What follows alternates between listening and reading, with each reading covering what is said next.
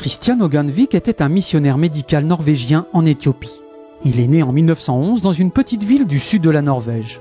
Sa famille a accepté l'adventisme lorsqu'il avait environ 5 ans.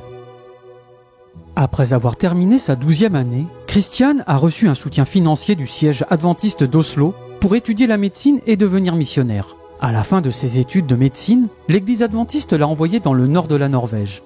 Là, il a suivi une formation de chirurgien, lorsqu'il reçut un appel en 1949 pour remplacer un médecin malade en Éthiopie. Il quitta volontiers sa maison, avec sa femme et ses 2 filles. Au départ, le docteur Hoganvik n'avait pas beaucoup de patients. Rapidement, il a compris pourquoi. Les gens craignaient de ne pas pouvoir entrer au paradis s'ils mouraient dans l'établissement adventiste. Un jour, un jeune homme s'est présenté à l'hôpital avec un intestin bloqué. La famille a demandé au docteur Hoganvik s'il pouvait promettre qu'une opération serait couronnée de succès. Le médecin n'a pu que promettre de faire de son mieux, de sorte que la famille n'a pas autorisé l'intervention.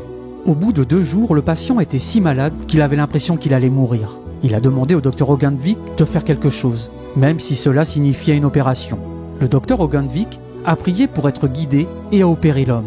Par la grâce de Dieu, l'intervention chirurgicale a réussi et l'homme est rentré chez lui. La nouvelle de l'intervention réussie s'est rapidement répandue et le docteur Hoganvik a eu de nombreux patients par la suite. Le docteur Hoganvik n'était pas seulement médecin, il était aussi électricien, plombier, charpentier, constructeur et mécanicien. Il lui arrivait souvent de s'allonger sous une voiture qu'il réparait et d'avoir les mains couvertes d'huile noire. L'infirmière venait de l'hôpital et lui disait que les patients étaient prêts à être opérés. Il se lave les mains, puis opère un gros goitre ou vient en aide à une patiente qui a du mal à accoucher. Le docteur Hoganvik aimait le peuple éthiopien et voulait faire tout ce qu'il pouvait pour les aider. Il les a assistés pour réparer leurs machines à coudre, leurs voitures et divers appareils mécaniques. Il a permis à de nombreux étudiants pauvres de recevoir une éducation. Il aimait aider les gens à apprendre, à se prendre en charge eux-mêmes. Un matin de 1975, alors que les Hoganvik avaient servi pendant 26 ans, quelques 300 voleurs ont pillé et détruit l'hôpital. Ils ont brûlé la maison des Hoganvik et menacé de les tuer, lui et sa femme.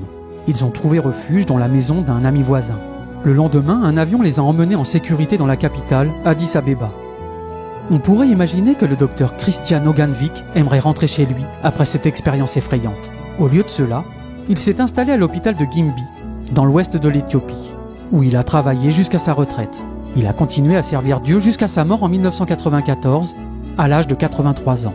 Pour en savoir plus sur les missionnaires pionniers, consultez le site encyclopédia.adventiste.org.